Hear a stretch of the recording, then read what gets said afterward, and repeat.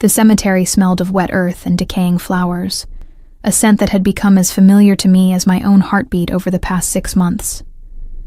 Rain dripped from the black umbrella I clutched with numb fingers, each drop echoing against the taut fabric like a countdown to something I couldn't name. My knees pressed into the muddy ground before the marble headstone, cold seeping through my thin dress, but I barely felt it anymore. Pain had become such a constant companion that physical discomfort seemed almost quaint. Alessandro Vittorio De Luca, beloved son, 1994-2025. The letters blurred as tears mixed with rain on my cheeks. I traced his name with trembling fingers, the smooth stone somehow both warm and glacial beneath my touch. 6 months. It had been 6 months since they'd told me he was dead, killed in an explosion at one of his warehouses. 6 months since they'd handed me a death certificate and a check I'd never cashed. 6 months since the world had turned gray and meaningless. "I'm sorry," I whispered, my voice cracking like dried leaves. "I'm so sorry I couldn't save you."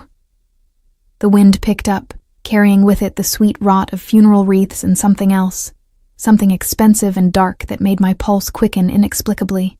Cologne, leather, danger wrapped in silk.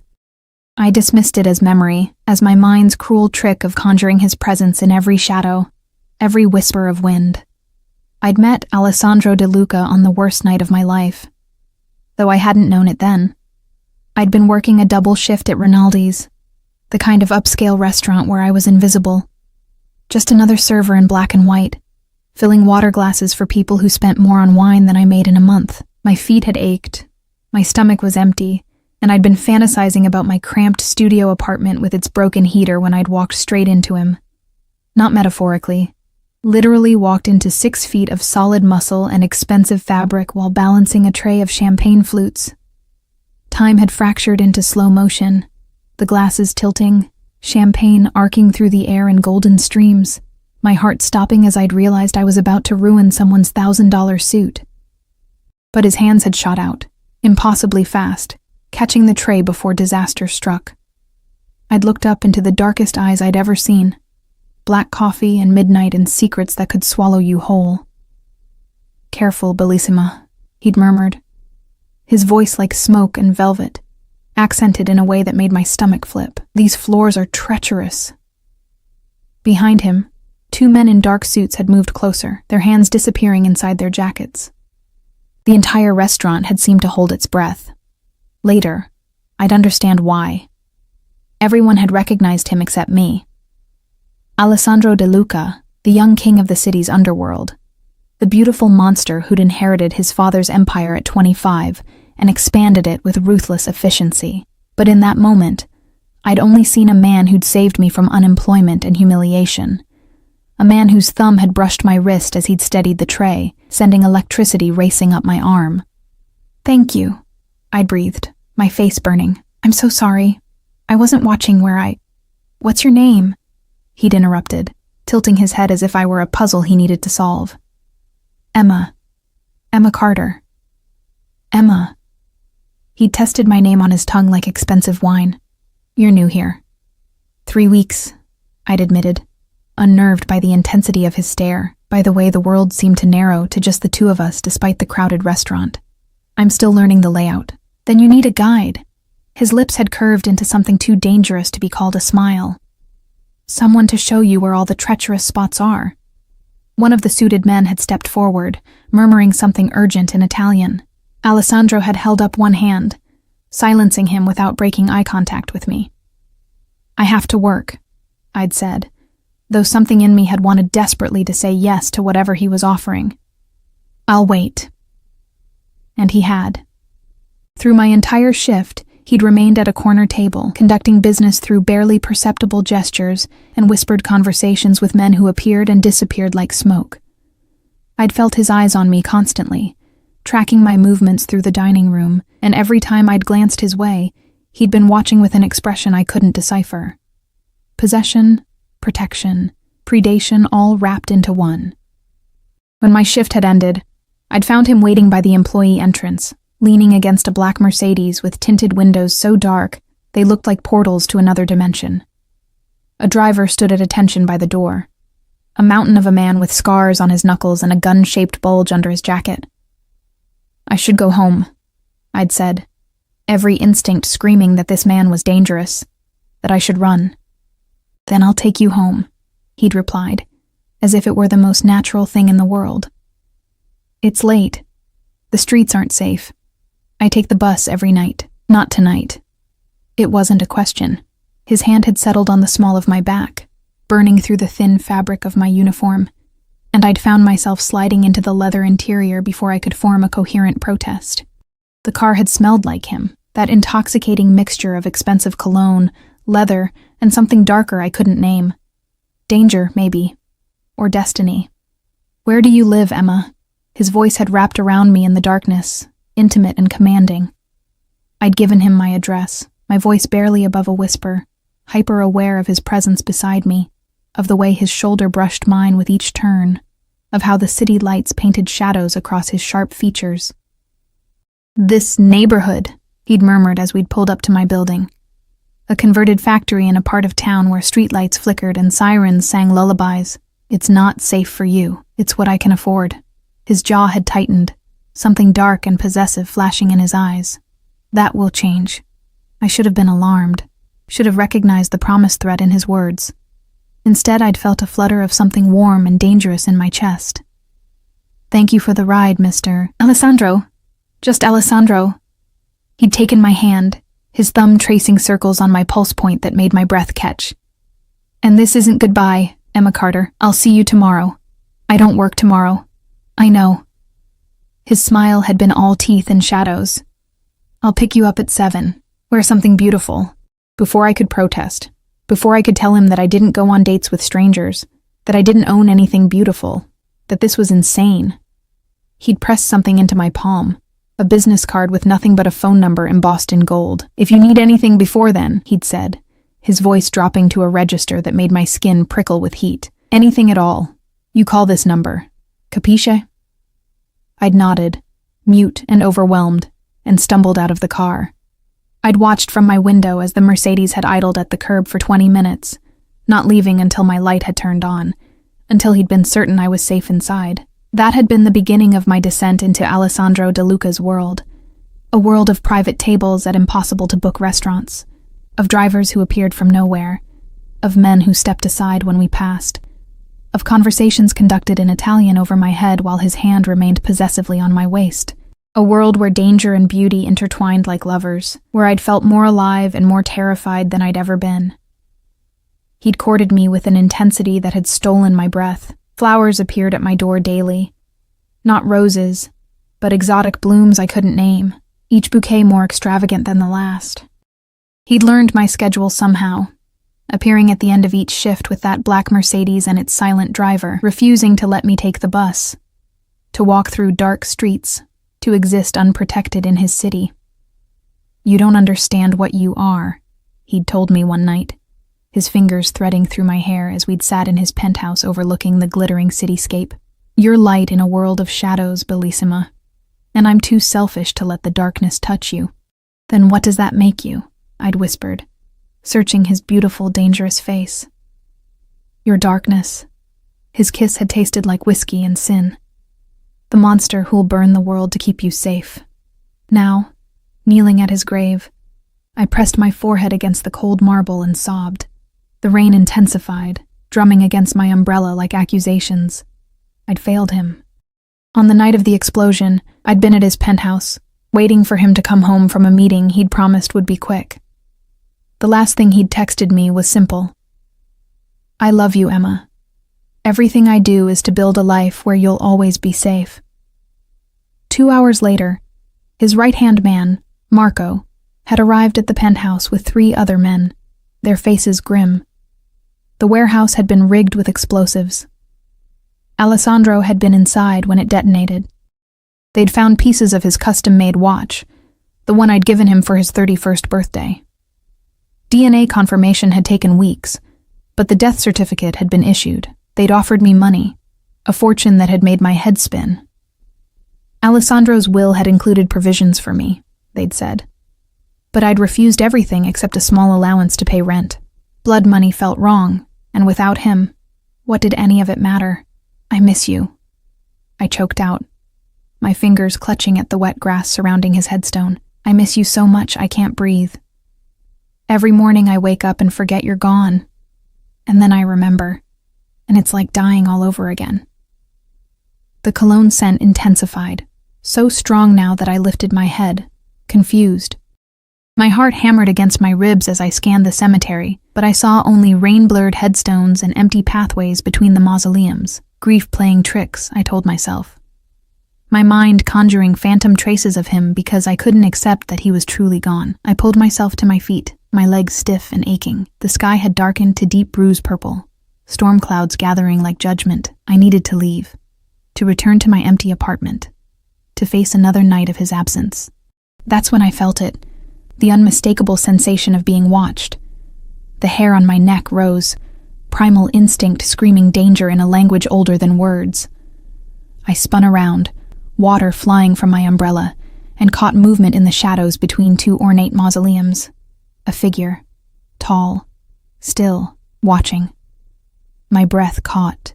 For one insane, heart-stopping moment, my grief-addled brain registered the familiar broad shoulders. The particular way he held himself, coiled power wrapped in elegant stillness. Alessandro?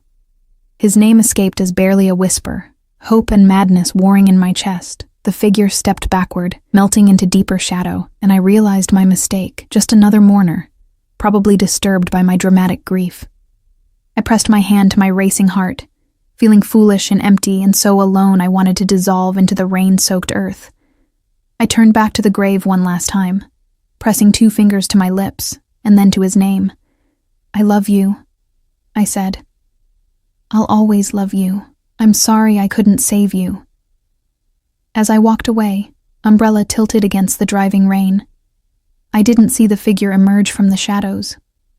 Didn't see him approach the grave with movements too fluid and familiar to be anyone else. Didn't see Alessandro De Luca, very much alive, stand before his own headstone and watch my retreating form with eyes that burned with something dark and desperate and devastatingly complex. But I felt it. In my bones. In my blood. In the space between heartbeats. I felt the weight of his gaze following me through the cemetery gates like a promise. Or a threat. Or perhaps, in Alessandro's world, they'd always been the same thing. The apartment felt like a tomb when I returned. Cold, silent, suffocating. I dropped my umbrella by the door, not caring about the water pooling on the hardwood Alessandro had insisted on having installed. You deserve beauty, Emma, he'd said, refusing to let me live in that factory conversion with its concrete floors and mold-stained walls. Within a week of our first date, he'd moved me here, to a renovated brownstone in a neighborhood where people actually smiled at each other, where the streetlights worked, where I'd felt guilty for accepting such extravagance. Now it just felt empty. I peeled off my wet dress, letting it fall in a heap on the bathroom floor. The mirror reflected a ghost, hollow cheeks, dark circles under red-rimmed eyes, collarbones too prominent beneath pale skin. I'd lost weight, stopped eating properly, stopped caring about anything beyond making it through each day without completely falling apart.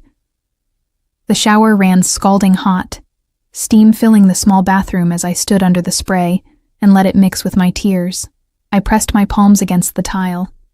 Expensive Italian marble Alessandro had chosen because the veining reminds me of your skin in candlelight, and tried to remember how to breathe. 6 months. How was it possible that 6 months could feel like 6 years and 6 seconds simultaneously? I dried off mechanically, pulled on one of Alessandro's shirts that I'd stolen from his penthouse, the soft black silk still carrying phantom traces of his scent, and collapsed onto the bed. Sleep would be elusive, as it always was. I'd lie here for hours, replaying memories, torturing myself with what-ifs and if-onlys, until exhaustion dragged me into nightmares where he died over and over in increasingly horrific ways. My phone buzzed on the nightstand, probably my manager at Rinaldi's, asking if I could pick up a shift. I'd returned to work 3 months after Alessandro's death, needing something to fill the endless hours. Needing to feel useful, even though the thought of serving champagne to people who'd never known loss made me want to scream. But when I checked the screen, my blood turned to ice. Unknown number. You shouldn't visit the cemetery alone. It's not safe. My hands shook as I stared at the message. Wrong number? A sick joke? But something about the phrasing made my pulse race. Not the words themselves, but the familiar cadence, the particular concern about my safety that sounded like, no, impossible. I was losing my mind. I typed back with trembling fingers. Who is this? 3 dots appeared, pulsing, disappeared, appeared again. Unknown. Number. Someone who cares about your well-being. Lock your doors, Emma. Don't go out alone after dark. Emma. They knew my name. My breath came faster, panic and something else, something desperate and dangerous rising in my throat. This was sick. Someone was playing a cruel game, or I'd finally cracked completely, or... me. This isn't funny. Whoever you are, stop. Unknown number. I'm not laughing. There are people in this city who would hurt you to hurt me. Stay inside. Stay safe. To hurt me. Present tense. As if the sender was alive, was active, was someone whose enemies might target his loved ones. My vision blurred.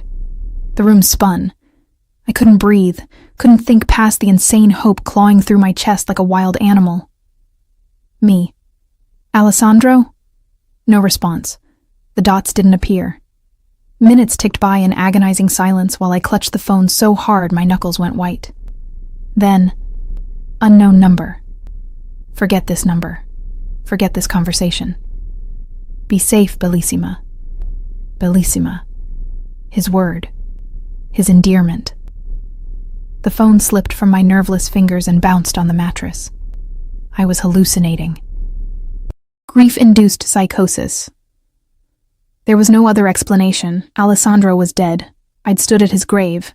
I'd seen the death certificate. Marco had shown me the surveillance footage of the warehouse explosion. A fireball so intense, there had been almost nothing left to recover. But what if it had all been staged? The thought was insane. Impossible. Why would he fake his death? Why would he let me suffer for 6 months? Let me cry myself sick? Let me waste away believing he was gone? Unless he'd had no choice, unless something had been so dangerous, so catastrophic, that dying had been the only way to protect. My door buzzer jolted me from spiraling thoughts.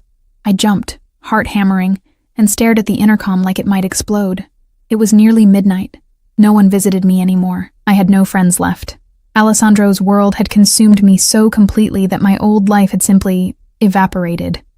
The buzzer sounded again, more insistent. I crept to the intercom, pressed the button with shaking hands. Who is it? Ms. Carter? A male voice, professional and unfamiliar. I have a delivery for you. It's midnight. Yes, ma'am. I apologize for the late hour. My instructions were quite specific. Deliver tonight, regardless of the time. Instructions from whom? I should send him away. Should call the police. Should do anything except buzz a stranger into my building after receiving cryptic texts that had shattered my fragile grip on reality. Instead, I heard myself say, "Leave it in the lobby." "I'm afraid I can't do that, ma'am. I need your signature." Something in his tone, respectful but immovable, reminded me of Alessandro's men. That particular blend of courtesy and absolute certainty that their orders would be followed. "I'll be right down," I whispered. I pulled on jeans and kept Alessandro's shirt on like armor, like he could still protect me from beyond the grave. Or from wherever he actually was, if the impossible was somehow true. The hallway was empty, fluorescent lights humming their monotonous song.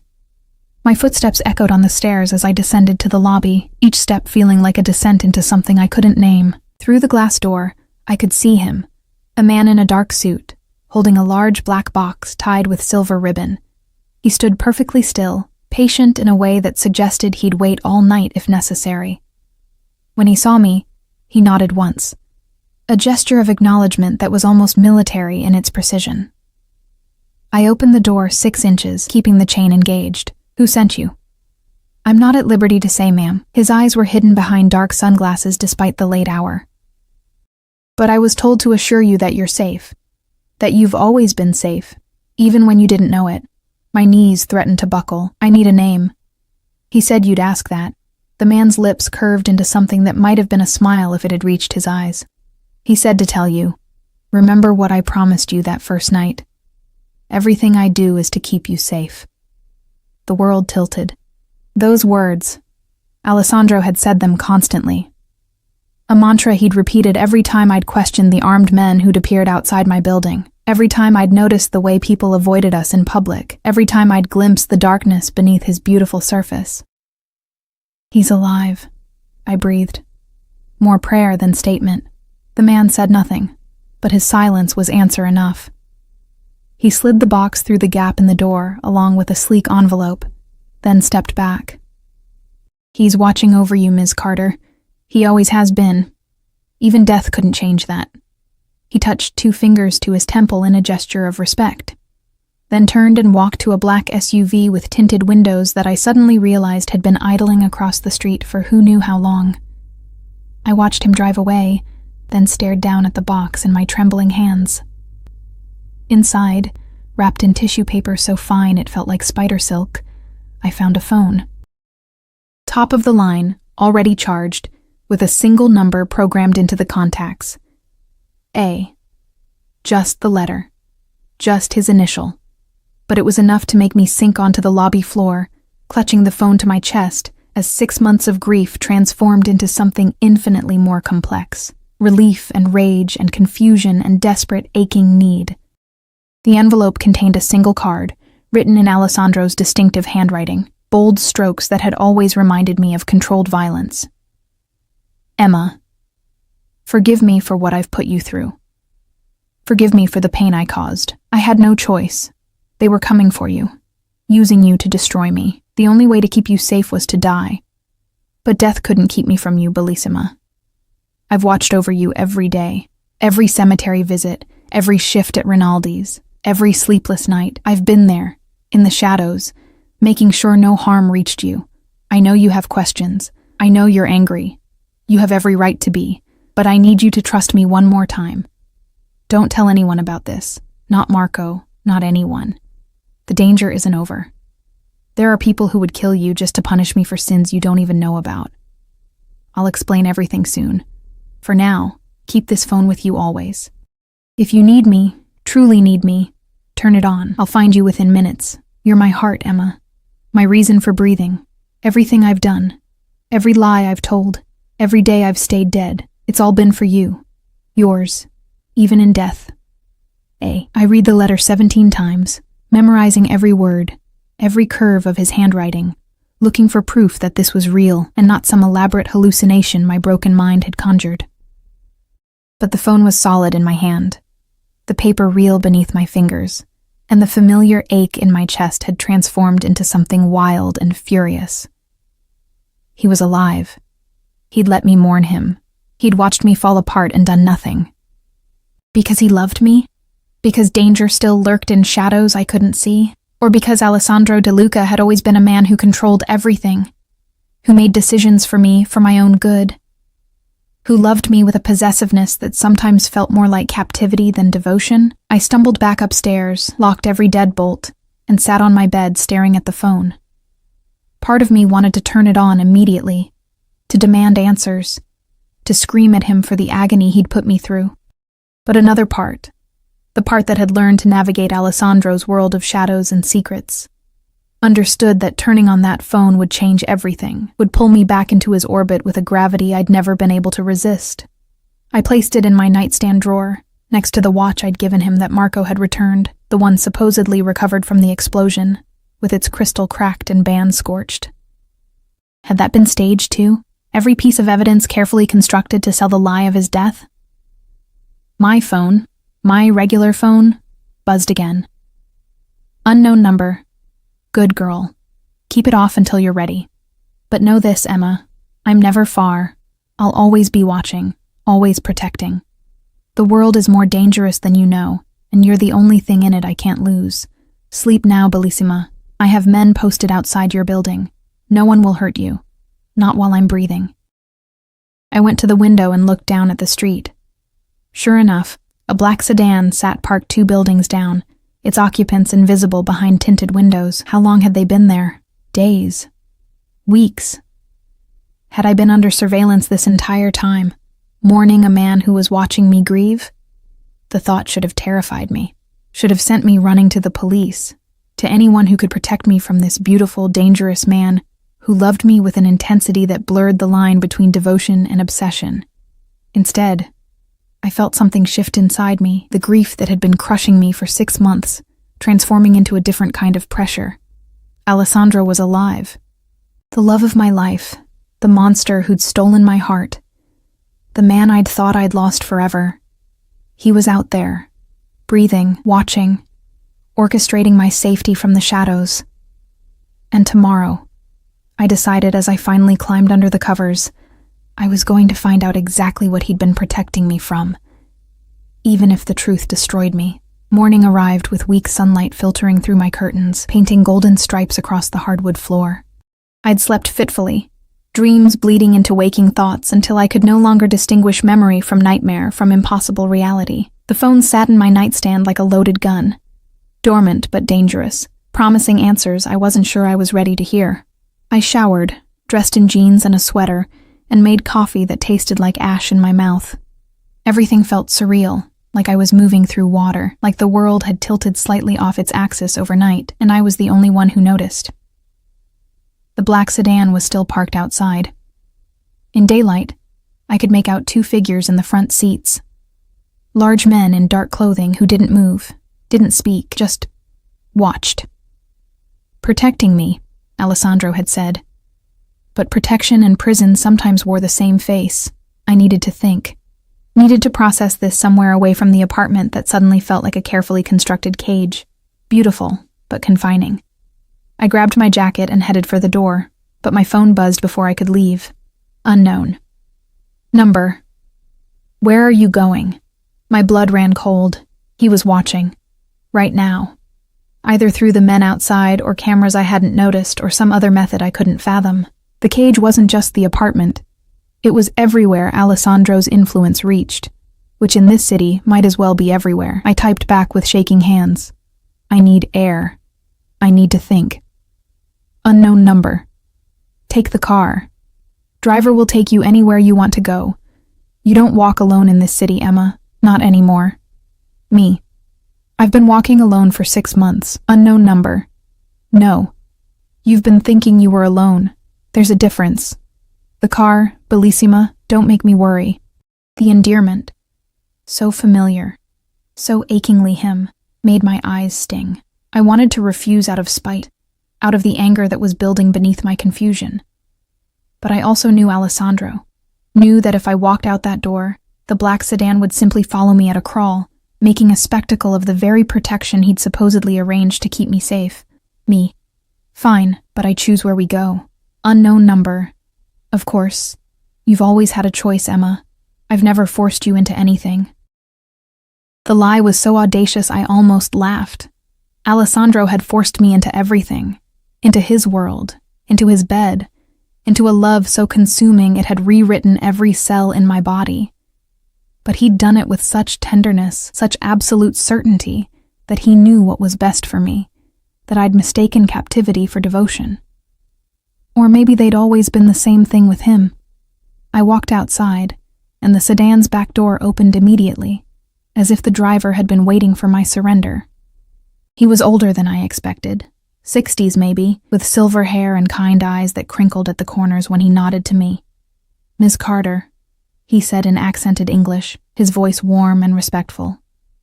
I'm Dante. I've had the honor of ensuring your safety these past months. You've been following me? The words came out sharper than I intended. Protecting, he corrected gently. There's a difference. Mr. DeLuca, he loves you very much. What he did, faking his death, it nearly destroyed him, but there were people, very dangerous people, who would have used you to break him. He had no choice. I slid into the back seat, surrounded by leather that smelled like Alessandro, like every car he'd ever driven me in. Everyone has choices, Dante. Not men like Mr. DeLuca. Dante pulled into traffic with practiced ease. When you love someone more than you love yourself, more than you love your own life, the choices become very simple. You do whatever it takes to keep them breathing. Everything else is just details. Even if it destroys the person you're protecting? Dante's eyes met mine in the rearview mirror, and I saw something there. Sympathy, understanding, and beneath it all, unwavering loyalty to the man who'd apparently orchestrated my entire existence for the past 6 months. "Where would you like to go, Miss Carter?" I almost said the cemetery, wanted to stand before that false grave and rage at the lie of it. But something stopped me. If Alessandro was watching, if he had people everywhere, going to his grave felt like capitulating, like accepting his narrative instead of demanding my own. "The harbor," I said instead. "The old pier, where the fishermen dock." It was the one place in the city Alessandro had never taken me. Too public, too working class, too far from his world of velvet ropes and private rooms. He'd kept me in a carefully curated bubble of luxury and safety, never letting me see the rougher edges of his city. The places where his influence showed its teeth. Dante drove in silence, and I watched the neighborhood shift through the tinted windows, from my genteel brownstone area, to commercial districts, to industrial zones where the buildings wore their age like scars. The harbor opened before us, gray-green water stretching toward a horizon choked with cargo ships and morning mist. I got out before Dante could open my door, needing to assert some small measure of independence. The wind off the water bit through my jacket, carrying salt and fish and diesel fuel. Real smells, honest smells, nothing like the expensive perfume of Alessandro's world. "I'll be right here," Dante said, leaning against the car with his arms crossed, his eyes constantly scanning the area with practiced vigilance. I walked to the edge of the pier and stood watching fishing boats bob on the swells, their paint peeling, their nets tangled with the morning's catch. Men shouted to each other in languages I didn't understand, their hands rough and capable, their faces weathered by sun and sea. This was reality, harsh and beautiful and utterly indifferent to the dramas people constructed in their desperate attempts to control fate. My phone buzzed. Not the secret one, my regular phone. "Unknown number. You chose well. I've never taken you to the harbor. Too many uncontrolled variables. Too many sightlines I can't monitor. It makes me nervous. Bellissima." I spun around, scanning the pier, the boats, the warehouses lining the shore. Where was he? How close?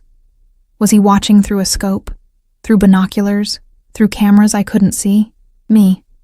Good. You should be nervous. You should feel a fraction of what I've felt these past 6 months. Unknown number. I felt every second of your pain, Emma. Watched you cry at my grave and couldn't comfort you. Watched you waste away and couldn't feed you. Watched you walk through this city like a ghost and couldn't breathe life back into you. Don't tell me I haven't suffered. Me. Then why? Why not just tell me? Why let me believe you were dead? The response took longer this time. I could almost feel him choosing his words, weighing what truth he could afford to give me. Unknown number. Because the people hunting me, they're very good at torture, very creative with pain. And your face, Emma, your beautiful, expressive face. You can't lie. If you'd known I was alive, they would have seen it. Would have known I'd faked my death, would have torn you apart to find me. Me. Who? Who wanted you dead?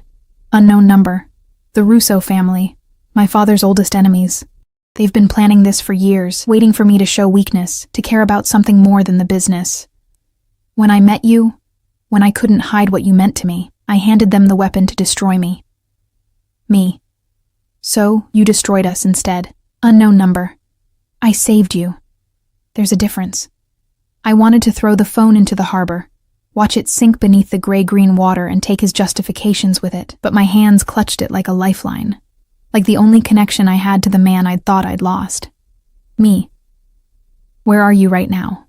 Are you close? Unknown. Number. Close enough to reach you in 30 seconds if danger appears. Far enough that you can have your space, your anger, your moment of freedom on this pier. Me. This isn't freedom.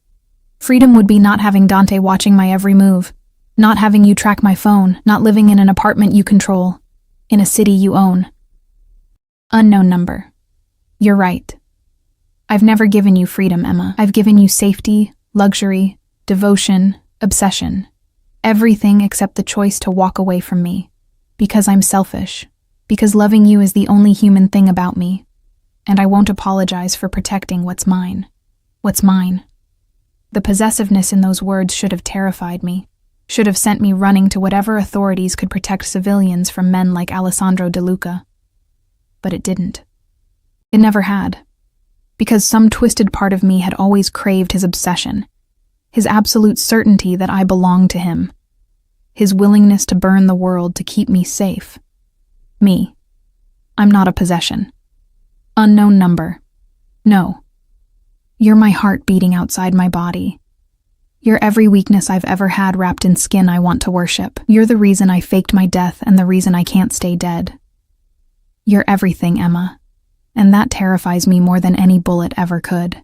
A commotion erupted near one of the warehouses, shouting in Italian, the screech of tires, a single gunshot that cracked the morning air like breaking bone. Dante was beside me instantly, his hand on my arm, already pulling me toward the car with urgent efficiency. We need to go. Now. What's happening? Please, Ms. Carter. No questions, just move. More shouting, more shots. Fishermen scattered like startled birds, abandoning their nets and running for cover. Dante shoved me into the back seat and the car was moving before my door even closed, tires squealing as we accelerated away from the harbor. My phone rang. The secret one. The one that had been silent in my nightstand. I fumbled it out of my jacket pocket with shaking hands. Are you hurt?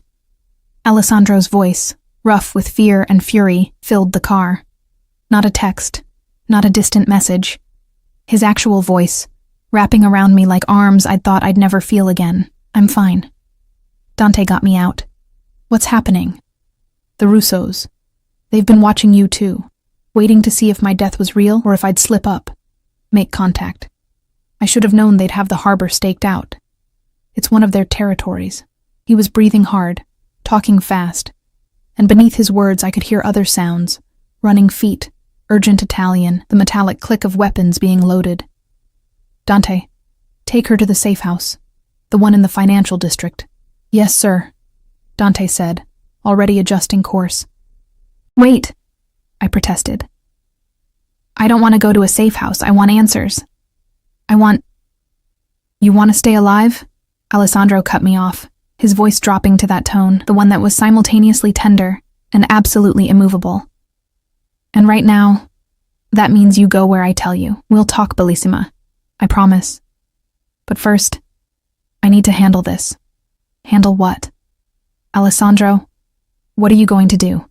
Silence, heavy with implications I didn't want to examine. What I've always done, he finally said, his voice cold in a way that reminded me exactly what kind of man I'd fallen in love with. Protect what's mine, by any means necessary. The line went dead, leaving me in the leather-scented darkness of the car with Dante's worried eyes in the rearview mirror and the taste of fear on my tongue. I'd wanted answers, wanted truth, wanted to confront the man who'd let me mourn him. But as we sped through the city streets toward some unknown safe house, I realized I'd gotten exactly what I'd asked for. A glimpse of the real danger Alessandro had been protecting me from, the darkness he moved through with such deadly grace, and I was no longer certain I wanted to know what happened when that darkness finally consumed everything in its path. The safe house wasn't what I expected. I'd imagined something industrial. Concrete walls, reinforced doors, the sterile functionality of a panic room. Instead, Dante delivered me to a penthouse in the financial district, all floor-to-ceiling windows and modern art, a space that screamed wealth and power rather than hiding and fear. Mr. De Luca owns the building, Dante explained as he ushered me inside, his hand hovering near the small of my back in a gesture so reminiscent of Alessandro it made my chest ache. Top 3 floors. Most secure location in the city. No one gets in without biometric clearance and his personal authorization. The elevator had required Dante's fingerprint and a 16-digit code. We'd risen in silence, my ears popping as we climbed, the city shrinking below us until it looked like a toy. All glass and steel and tiny moving pieces that Alessandro apparently controlled from shadows I'd never fully understood. How long do I have to stay here? I asked, walking to the windows and looking out at the skyline. From this height, I could see the harbor in the distance, smoke rising from where the shooting had occurred. Police lights flashed blue and red, converging on the scene we'd fled. As long as it takes, Dante said carefully. Mr. DeLuca will come as soon as it's safe. There's food in the kitchen, clothes in the bedroom, your size. He's thought of everything. Of course he had. Alessandro always thought of everything, orchestrating my life with the same precision he applied to his criminal empire. The realization should have angered me. Instead, I felt exhausted, 6 months of grief giving way to a weariness so profound it seemed to settle into my bones. Will you stay? I didn't want to be alone, not now. Not with gunshots still echoing in my memory, and the knowledge that people wanted to hurt me simply because Alessandro loved me. I'll be right outside the door, Dante promised. You're safe here, Miss Carter. I give you my word. After he left, I explored the penthouse like a prisoner examining her cell. The bedroom contained a walk-in closet filled with clothes, all my size, all my style, outfits I'd never seen but that Alessandro had somehow known I'd choose, dresses in jewel tones, soft sweaters, jeans that would fit perfectly. It was like walking into a museum of myself, curated by someone who knew me better than I knew myself. The bathroom held my preferred brands of shampoo, my face cream, even the specific type of toothbrush I used. The attention to detail was staggering, invasive, touching, terrifying. How long had he been planning this? How many months or years had he been preparing for the possibility that he'd need to fake his death, that he'd need a place to hide me, that his world would eventually require my disappearance into luxury and isolation? I found wine in the kitchen, a Barolo I recognized from dinners we'd shared, from nights when he'd held me against his chest and murmured Italian endearments I'd never quite understood. I poured a glass with shaking hands and returned to the windows, watching the city pulse with life I could no longer touch. Hours passed. The sun tracked across the sky, painting the buildings gold, then orange, then deep purple. My phone, both phones, remained silent. I imagined Alessandro out there somewhere, handling the Russo situation with whatever methods men like him employed. Violence, probably. Bloodshed. The darkness he'd always kept carefully hidden from me, protecting my innocence even as he stole my freedom. Night fell. City lights blazed to life like 1,000 fallen stars. I was starting to think he wouldn't come, that I'd spend the night alone in this beautiful cage, when I heard the elevator doors open. Every muscle in my body tensed. I turned from the windows slowly, my heart hammering against my ribs so hard I thought it might crack bone. And there he was, Alessandro DeLuca, alive. Real. Standing in the doorway like a ghost made flesh, like every prayer and curse I'd screamed into the darkness for 6 months had finally been answered. He looked different, leaner, harder, with shadows under his eyes that mirrored my own. His hair was slightly longer, curling at his collar. He wore all black, tactical pants, a fitted shirt that showed the lean muscle beneath. There was blood on his hands, not his blood, I somehow knew. Someone else's sacrifice to keep me safe. For a long moment, we just stared at each other. The air between us felt charged, dangerous, like the moment before lightning strikes when every hair stands on end and the world holds its breath. Emma. My name on his lips, that voice I'd thought I'd never hear again, broke something inside me. I wanted to run to him, wanted to slap him, wanted to collapse at his feet and sob with relief that he was real, solid, breathing. Instead, I stayed frozen by the windows, the wine glass trembling in my hand. You're alive, I whispered, stating the obvious because my brain couldn't form more complex thoughts. I'm alive. He took one step forward, his movements careful, like he was approaching a wounded animal. I know you're angry. I know you hate me. You have every right to... I don't hate you. The words burst out before I could stop them. I've tried. God knows I've tried. But I can't hate you, Alessandro. I can only hate myself for still loving you after what you put me through. His expression cracked, pain flashing across his beautiful face. Bellissima. Don't. I held up my hand, stopping him. Don't call me that. Don't use the words you used when I thought we were building something real, not when everything was a lie. Not everything. He moved closer, inexorable as a tide. My love for you. That was never a lie. Every word I said, every promise I made, all of it was true. The only lie was my death, and I did that to keep you breathing. By making me wish I wasn't, my voice broke. I wanted to die, Alessandro. Those first months after they told me you were gone, I wanted to follow you. The only thing that stopped me was the thought that you'd be disappointed if I gave up. And all that time you were watching? You saw what it did to me and you did nothing? I did everything. His voice roughened with emotion. I killed 17 men in the past 6 months. 17 Russo soldiers who got too close to you, who asked questions about you, who even looked at you wrong. I burned down 3 of their operations. I've been waging a war in the shadows to keep you safe while they thought I was dead. While they couldn't use you against me. I didn't ask for that. The wine glass shattered against the floor, red liquid spreading like blood across the white marble. I didn't ask you to kill for me. I didn't ask you to lie to me. I just wanted you. The real you. The truth. Even if it was dangerous. The truth would have gotten you tortured. He was close enough now that I could smell him.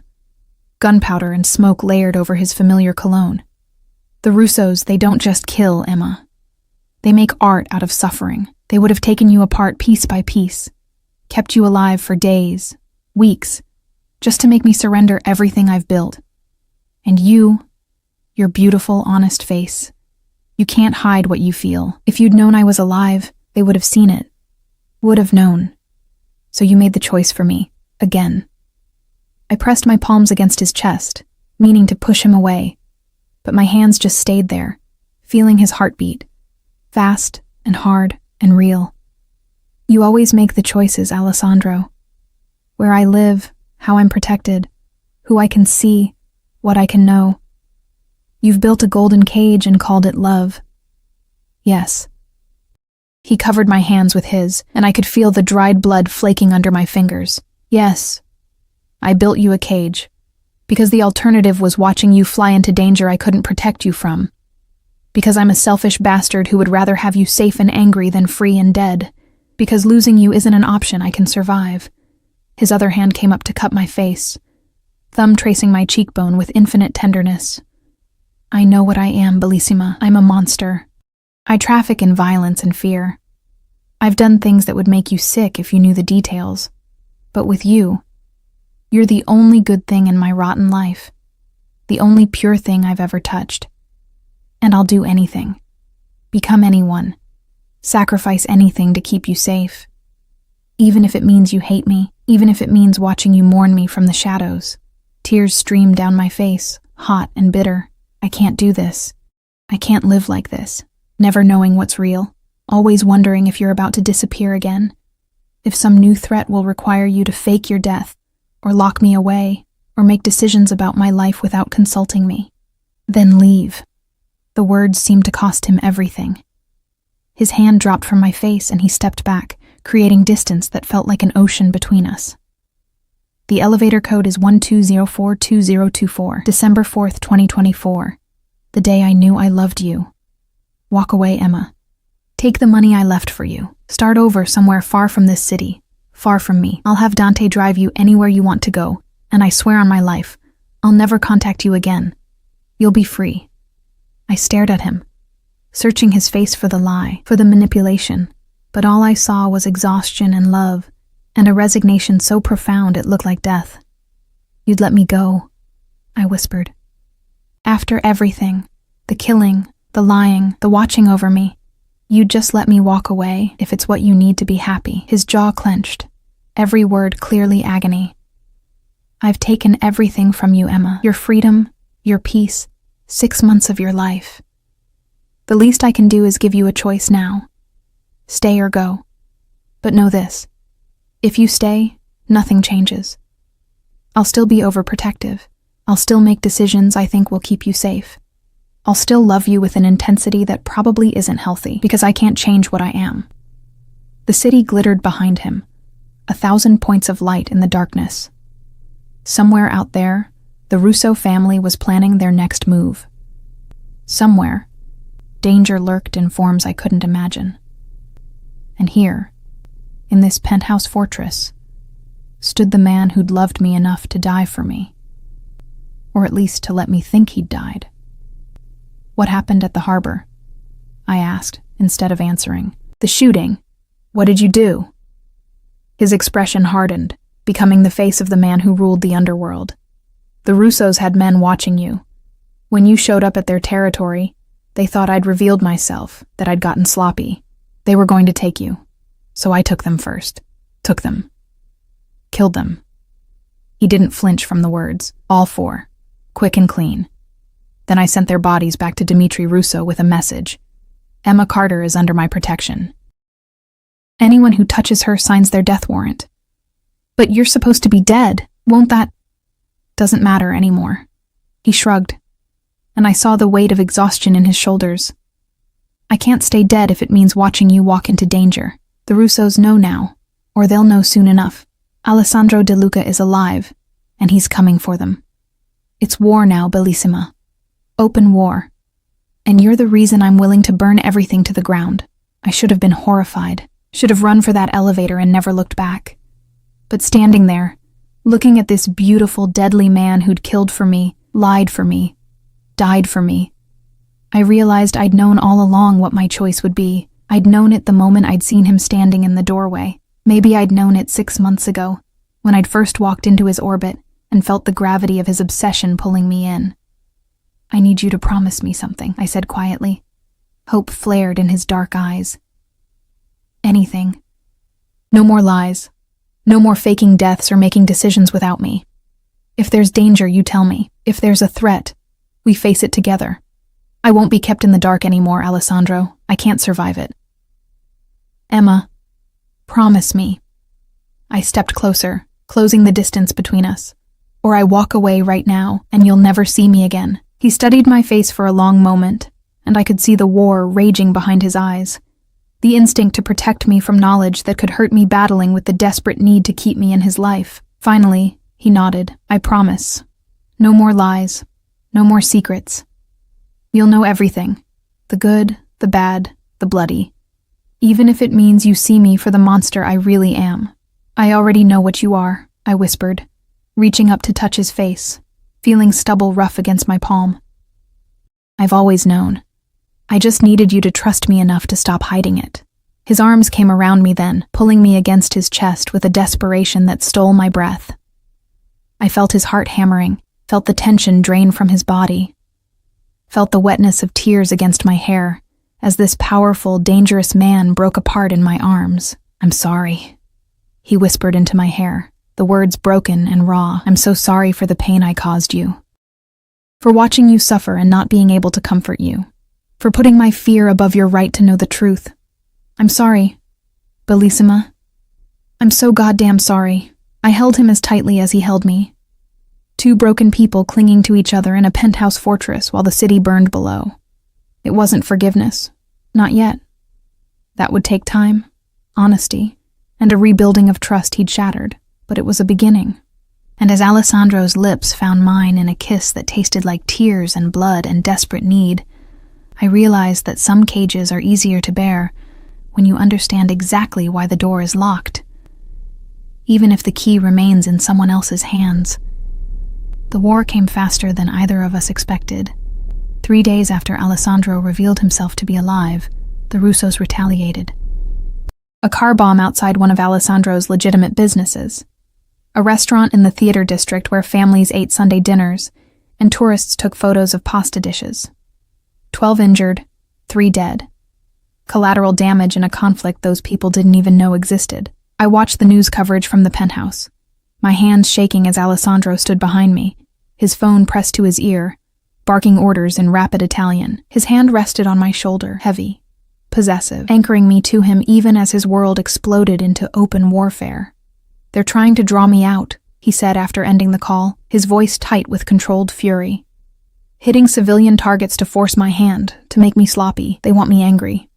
Aren't you? I turned to face him. 3 days of honesty had shown me sides of Alessandro I'd only glimpsed before.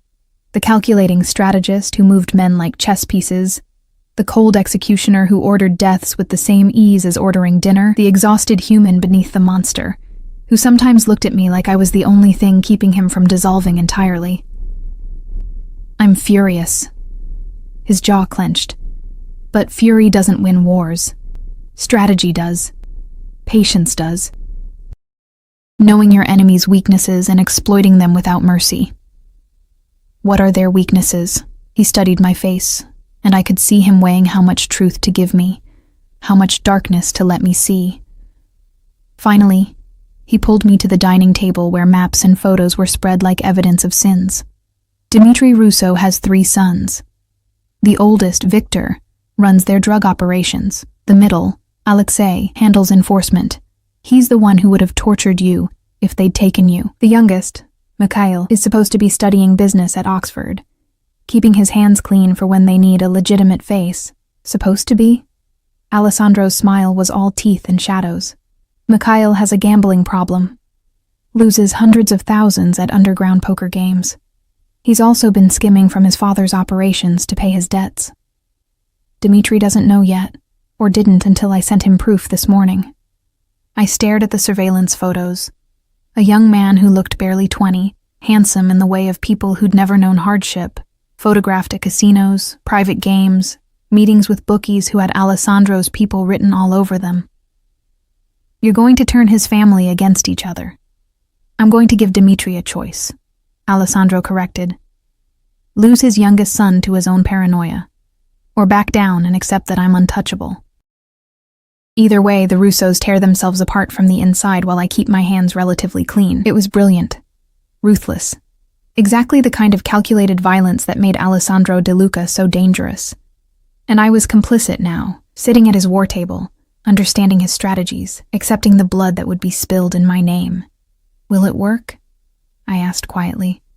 Dmitry loves his sons, but he loves power more. When he realizes Mikhail has been stealing from him, compromising the family, Alessandro shrugged. He'll make an example, and his other sons will remember that family loyalty means nothing against betrayal.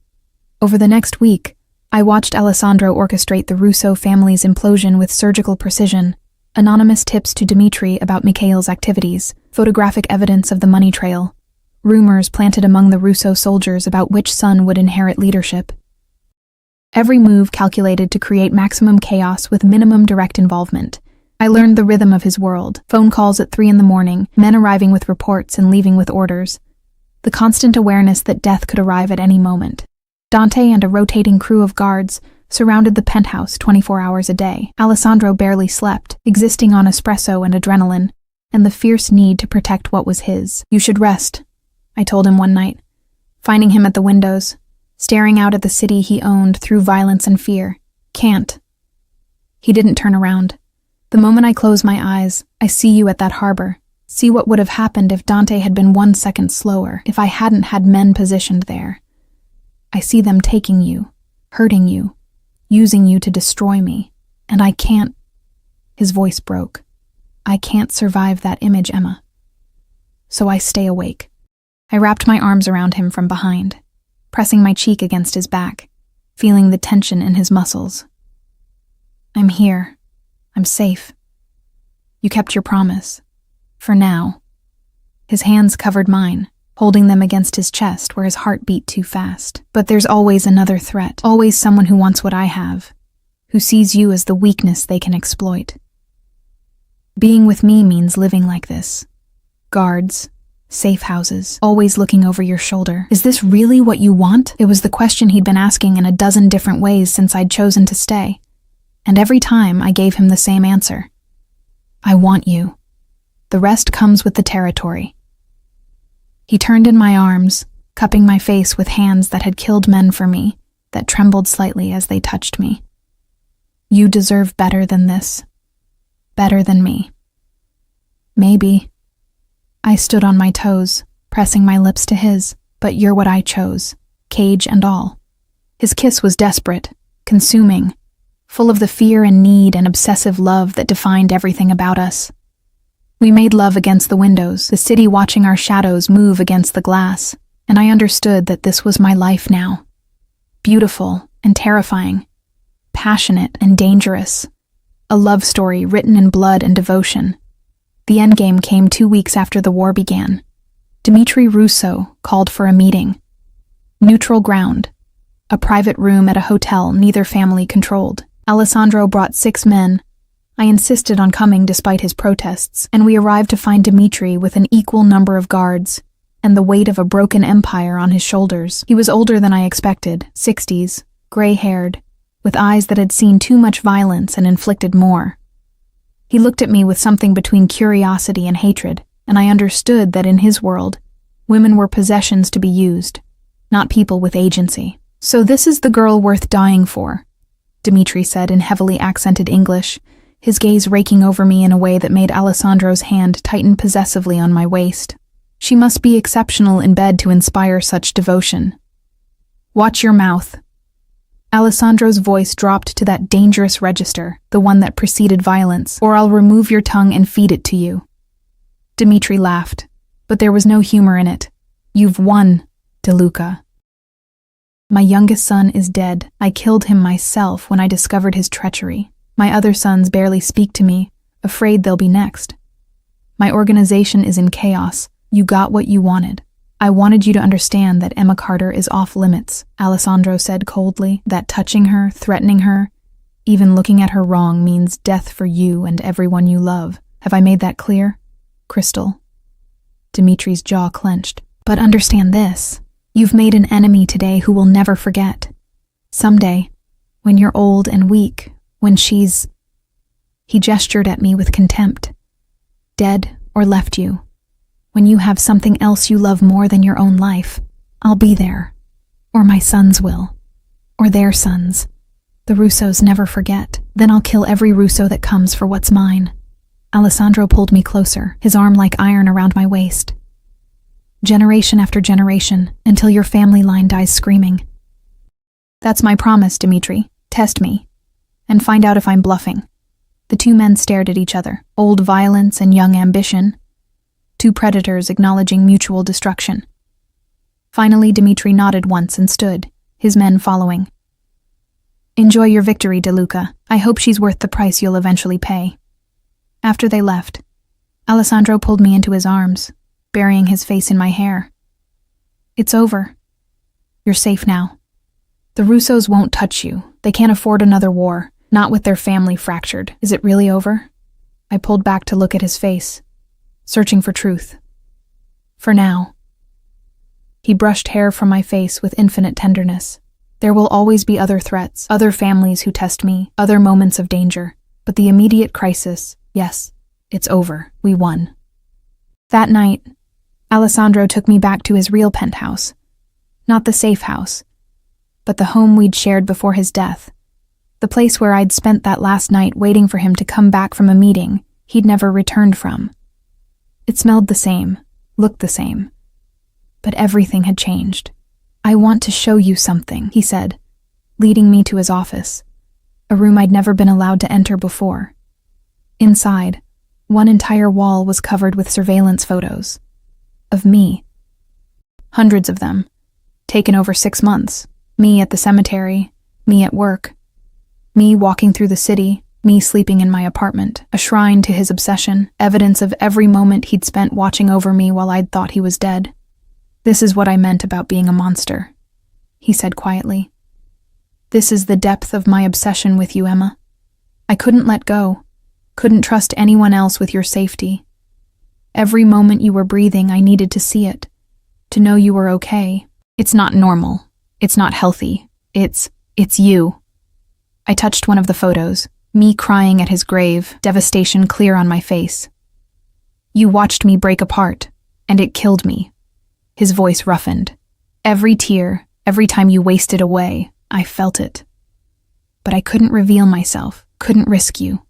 So I watched and I waited, and I planned how to destroy anyone who'd ever threatened you. I should have been horrified, should have seen this wall of photos as evidence of unhealthy obsession, of possession masquerading as love, but standing there, looking at the visual proof of his devotion, twisted as it was, I understood something fundamental about us. We were both broken, both desperate, both willing to destroy ourselves for the other. It wasn't a fairy tale, it wasn't healthy, but it was real, and it was ours, and I couldn't imagine my life without the intensity of his love anymore. "Take them down," I said. "All of them. You don't need to watch me through cameras anymore. I'm here, I'm yours. I'm not going anywhere. Emma." "I mean it, Alessandro. No more surveillance. No more watching from shadows. If you want to know how I am, ask me. If you want to protect me, stand beside me. We do this together from now on, or not at all. He pulled me against him, and I felt him shaking, with relief, with need, with the overwhelming emotion of a man who'd taught himself not to feel and was now drowning in sensation. Together, he agreed. Always together. We made love in his office, surrounded by photos he'd later burn, and I understood that this was my redemption. Not from him, but from myself. I'd chosen this man, this life, this beautiful, dangerous love that would probably destroy us both eventually. But for now, wrapped in Alessandro's arms with the city lights painting shadows across our skin, I was exactly where I belonged. 3 months later, we married in a private ceremony with only Dante and a handful of Alessandro's most trusted men present. No white dress, no church, no pretense that this was anything but what it was. A declaration of ownership that went both ways. A promise sealed in blood and devotion. "You're sure?" Alessandro asked one last time as we stood before the officiant. "There's no going back from this, Bellissima. You'll be mine forever, in this life and whatever comes after." I kissed him, tasting coffee and mint and the particular flavor of danger that would always define us. "I was yours the moment I walked into you at Rinaldi's. This is just making it official." The life we built together wasn't easy. Alessandro's world demanded constant vigilance, occasional violence, and the knowledge that happiness was something we'd have to fight for every single day. But it was ours. Messy and passionate and real in a way I'd never experienced before. I learned to shoot, to watch for threats, to move through his world with the grace of someone who belonged there. He learned to share his plans with me, to trust me with the darkness he'd always tried to hide, to understand that protecting me didn't mean keeping me ignorant. And on the nights when nightmares woke him, dreams of losing me, of watching me die in scenarios he couldn't prevent, I held him and whispered promises that I wasn't going anywhere, that we'd face every threat together, that love this intense was worth any price. Standing at the windows of our penthouse months after his resurrection, Alessandro's arms around me and our child growing inside me, I finally understood the truth about cages. Sometimes they're not prisons. Sometimes they're sanctuaries. Sometimes the bars that keep the world out also keep love in, fierce and obsessive and absolutely unbreakable. Alessandro had built me a cage of devotion and called it protection, and I'd walked into it willingly, locked the door behind me, and thrown away the key. Because some kinds of captivity are just another word for home.